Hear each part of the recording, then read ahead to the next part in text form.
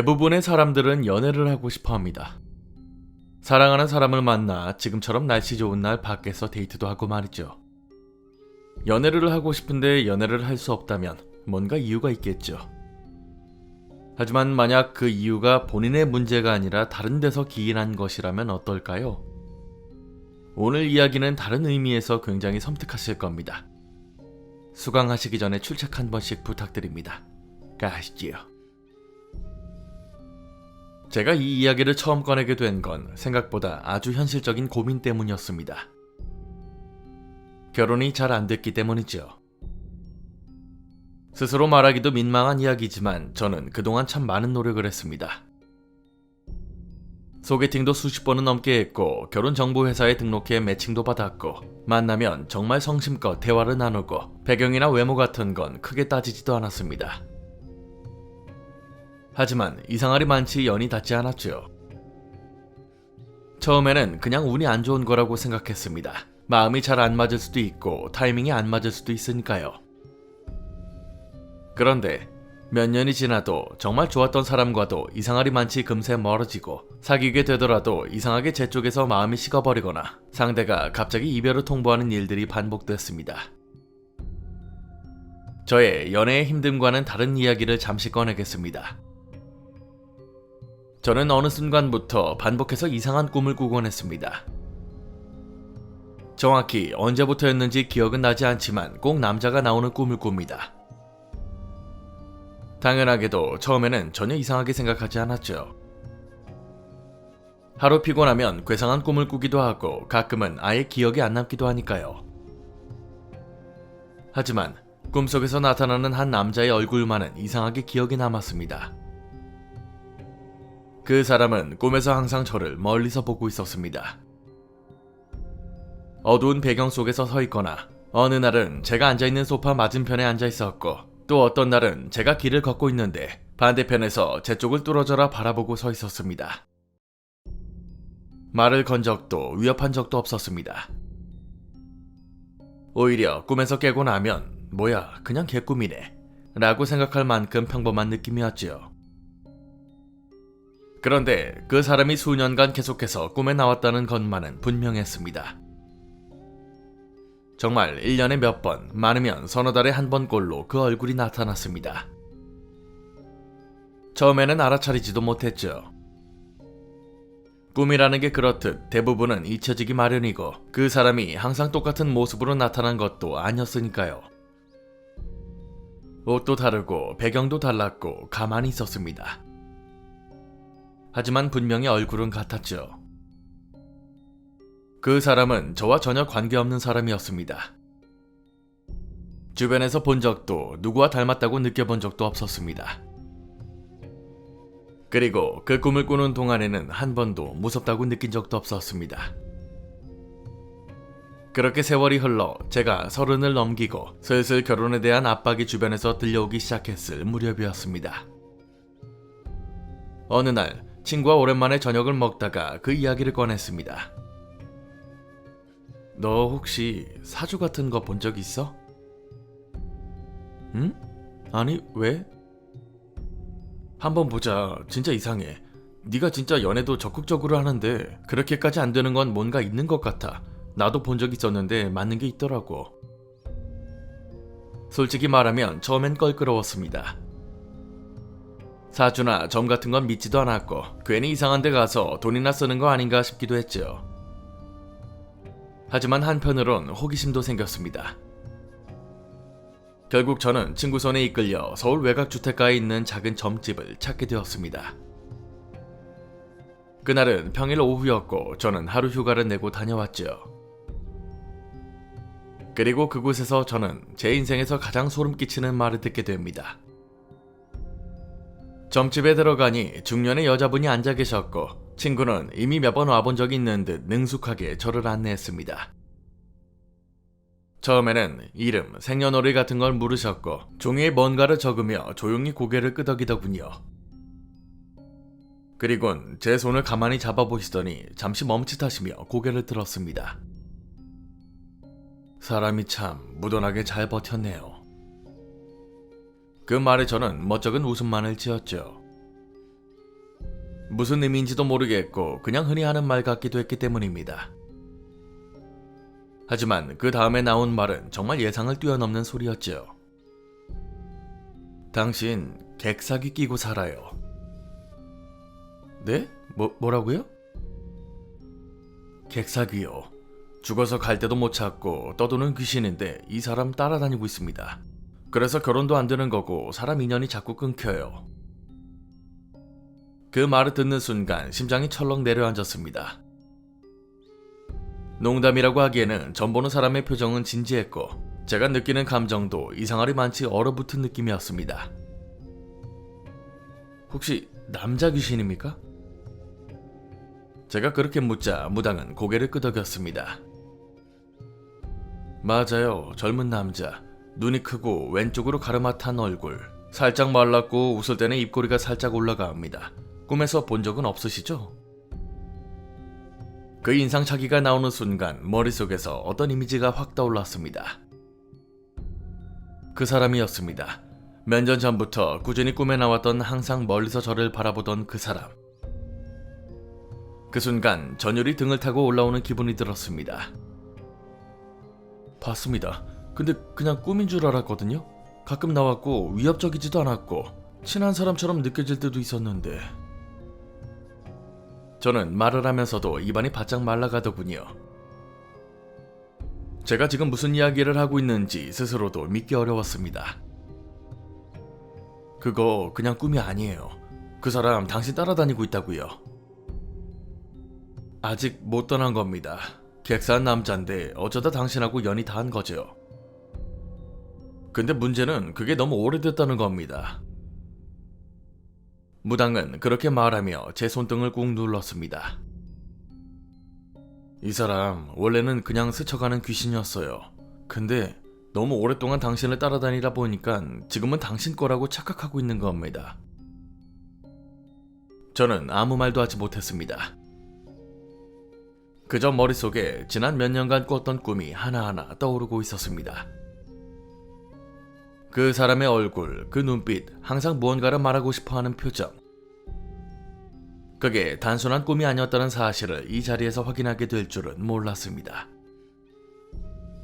혹시 그 남자 말 거는 적은 없었어요?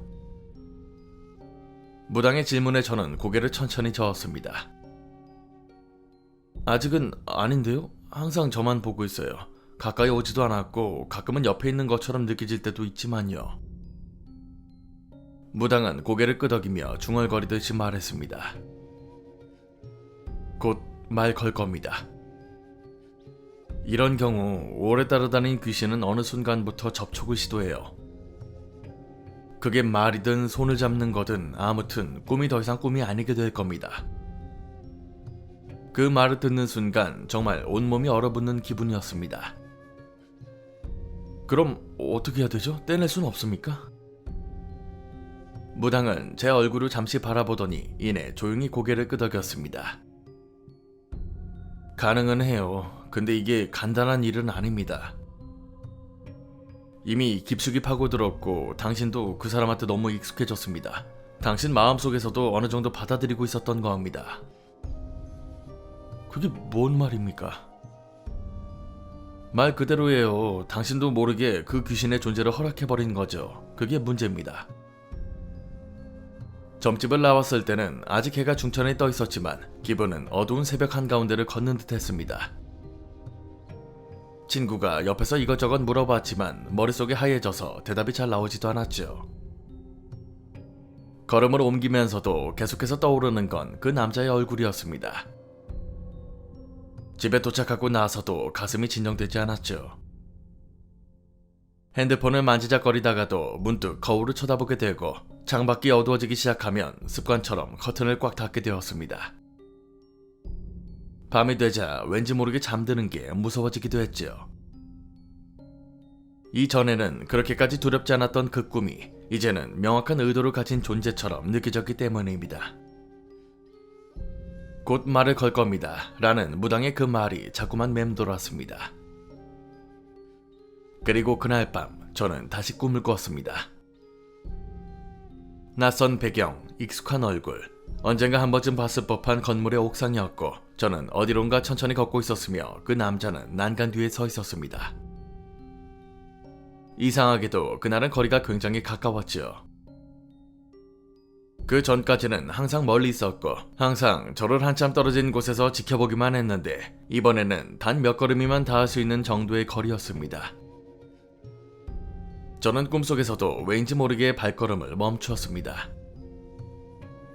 그 남자가 이번에는 제게 다가왔고 천천히 무언가를 말하려는 입모양을 했는데 정확히 무슨 말이었는진 들리지 않았지만 그가 입을 움직이는 건 처음이었습니다.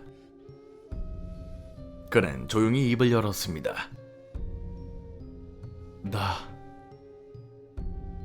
그 다음은 기억나지 않습니다. 아니, 들리질 않았습니다. 꿈에서 깨어났을 때 이마에 식은땀이 맺혀 있었고 심장이 쿵쿵 울리며 깨어났습니다. 시간은 새벽 3시 38분. 물 한 모금을 마시고 난 후에도 가슴은 쉽게 진정되지 않았습니다. 그가 무슨 말을 하려고 했는지 알고 싶지 않으면서도 한편으로는 너무나도 궁금하더군요. 그리고 그날 이후로 그 사람은 점점 더 자주 꿈에 나왔습니다. 일주일에 한두 번이었던 게 사흘에 한 번, 이틀에 한 번까지 마치 누군가 간격을 조절하고 있는 것처럼 느껴질 만큼 꿈이 반복되었습니다. 그리고 매번 그는 제게 조금씩 다가왔지요. 처음엔 말이 들리지 않았던 입모양이 이제는 어렴풋이 소리로 바뀌기 시작했습니다. 왜, 같이처럼 무슨 의미인지 알 수 없었지만 그 단어들이 귀에 맴도는 순간마다 저는 한밤중에 벌떡 일어나야 했습니다. 하루는 그런 생각도 들었습니다. 이 사람이 정말 귀신이라면, 죽은 사람이라면 나랑 무슨 관계가 있었던 걸까? 그 어떤 사고도 큰 트라우마도 없었던 제 인생에서 누군가의 죽음을 마주한 기억은 딱 하나뿐이었습니다. 대학교 1학년 때 학교 앞 도로에서 누군가 차에 치이는 사고를 우연히 멀리서 본 적이 있었습니다. 비가 오던 날이었고 우산을 쓰고 지나가다가 경찰차와 구급차 소리에 뒤를 돌아본 기억. 그때 본 사람의 얼굴은 너무 멀어서 기억나지 않았지만 왠지 모르게 그 장면이 최근 계속 떠오르고 있었습니다. 혹시 그 사람? 제가 죽게 한 것도 아닌데 그런 우연한 일이 인연처럼 이어질 수도 있는 걸까? 아무리 생각해도 말이 안 되는 소리였지만 머릿속에서는 이미 그 가능성을 부정할 수 없었습니다. 그날 이후로 저는 계속 그 사고 장면을 떠올리게 되었지요. 설마 그 사람이 내 꿈에 나오는 건가? 그 생각이 스쳤을 때 저는 곧장 고개를 저었습니다. 아무리 그래도 그렇게 단순한 사고 하나로 귀신이 따라붙는다는 건 비현실적이었으니까요. 그렇다고 해서 그 남자의 정체가 누구인지 찾을 방법은 없었습니다. 그리고 며칠이 지나 그 사람은 다시 꿈에 나타났습니다. 이번엔 처음으로 아주 가까운 거리까지 다가왔지요. 꿈속에 저는 조용한 도서관 같은 공간에 앉아 있었고 어느 순간 옆자리에 그가 와 있었습니다. 제 쪽을 바라보지 않고 책상 위에 손을 올린 채 고개를 푹 숙이고 있었지요. 저는 그 옆자리에 앉은 그를 한동안 아무 말 없이 바라봤습니다. 그리고 그가 입을 열었습니다. 이제는 떠날 수 있지. 그 순간 저는 놀라 눈을 떴습니다. 한밤중이었고 잠에서 깨어난 제 귀에는 그 남자의 목소리가 아직도 맴돌고 있었습니다. 정말 아무렇지 않은 표정으로 떠날 수 있냐고 묻는데 그게 분명 같이 죽자는 것이라는 건 확실하게 느낄 수 있었습니다. 어떻게든 빨리 해결해야겠다는 생각과 함께 다시 점집을 찾아가기로 했지요. 무당한 자리에 앉으라고 손짓했고 저는 묻지도 따지지도 않고 그대로 앉았습니다. 어떻게 해야 이 사람을 떼어낼 수 있을까요? 지금도 본인 옆에 있는 게 보여요. 적어도 처음에는 방 밖에 있었는데 이제는 본인 바로 옆에 있습니다. 그 말인즉 시간이 얼마 남지 않았다는 말입니다. 무당은 방 안쪽에서 오래된 나무 상자를 꺼내왔습니다. 겉면은 탄 자국이 있었고 종이 부적이 몇 겹씩 덧대어져 있었지요. 뚜껑을 열자 그 안에는 작은 인형 하나가 들어있더군요. 천으로 만들어진 허름한 인형이었지만 그 얼굴에는 사람의 눈동자 같은 단추가 박혀 있었습니다. 이건 혼을 유도하는 인형입니다. 정확히는 착각하게 만드는 도구입니다. 귀신에게 이 인형이 너의 대상이다 라고 믿게 만드는 거죠. 그럼 이걸로 그 사람을 보내는 겁니까? 당신을 보내는 겁니다. 이 인형에게 당신의 기운을 더 씌워서 그가 찾던 당신은 이미 여기 있다 라고 느끼게 만들어야 되는 겁니다. 저 남자는 당신이 본인 거라고 생각하고 있어요. 대체 어디서 남자가 붙었는지 알 수 없지만 이미 오래된 것 같고요. 그제서야 제가 의심했던 그날의 교통사고에 대해서 낱낱이 말했습니다. 무당도 그 말을 듣고는 아마 그 귀신이 죽기 직전에 봤던 저에게 달라붙을 수 있다고 하더군요. 그럼에도 확실한 건 없다고 그런 건 차치하고 당장 떼어내는 게 우선이라고 하더군요. 무당은 바로 굿을 준비했습니다. 정확히는 TV에서 보는 굿처럼 대단하게 하는 굿은 아니었고 간단히 제사상 같은 걸 차리고 조용히 의식을 지내는 형태로 진행되었습니다. 무당은 제 머리카락과 손톱을 조심스럽게 잘라 그 인형 안으로 넣었습니다. 그리고는 제가 입고 있는 옷의 색깔을 맞춰 인형을 꾸미더군요. 무당은 그 인형을 들고는 밖으로 나서며 저한테 따라오라고 했고 따라가 보니 집 뒤편에 있는 작은 야산을 거침없이 올라갔습니다. 숨을 헐떡이며 쫓아가다 보니까 어느 순간 무당이 걸음을 멈췄는데 저와 10m 정도 거리가 있었음에도 더 이상 따라오지 말라고 하는 겁니다. 그리고는 작은 삽 같은 걸로 나무 옆쪽의 땅을 미친 듯이 파더군요. 어느 정도 땅이 파였을 때 인형을 그 안에 넣고 또다시 알 수 없는 말을 했습니다. 이때 조금 놀랐던 건 무당은 계속 인형을 쳐다보고 있으면서 저한테는 빨리 다시 집으로 돌아가라고 소리를 지르는 겁니다. 깜짝 놀라서 일단 무당이 시키는 대로 다시 올라온 길을 내려가기 시작했습니다. 도착해서 가만히 앉아있으니 30분 정도 흘렀을 때 무당이 돌아오더군요. 일단 산에 두고 왔는데 아직 안 끝났습니다. 집에 돌아가서 제가 시키는 대로 하셔야 돼요. 그리고 무당이 한 말은 아예 집을 옮기라고 하더군요. 당장 이사를 갈 수 없으니 오늘부터라도 일주일 정도는 집에 들어가지 말라고 했고 일주일 후에는 다른 곳을 알아봐 빠르게 이사를 준비하라고 했습니다. 그리고는 작은 함에서 꺼낸 부적 3-4장을 쥐어주며 현관, 창문 등 밖과 통하는 큰 문에 꼭 붙여두라고 하는 겁니다.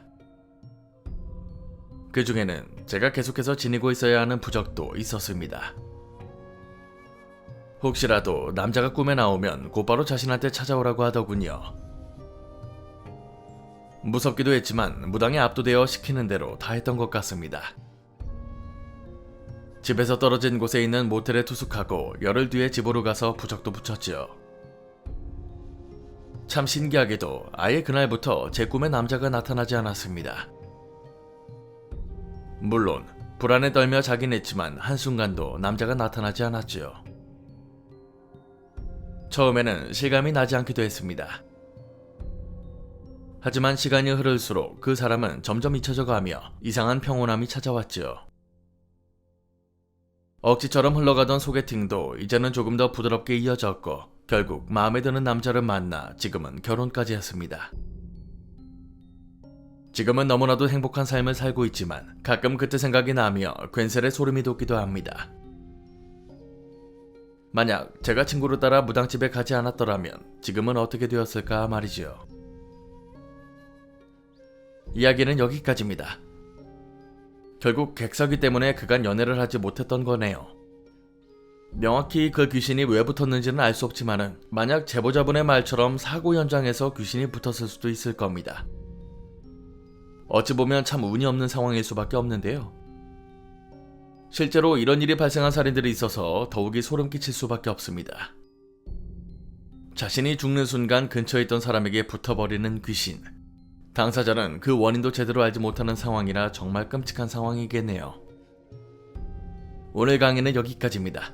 재밌게 봐주셨다면 공포학과의 수강 신청 부탁드립니다. 공포학과 M교수였습니다.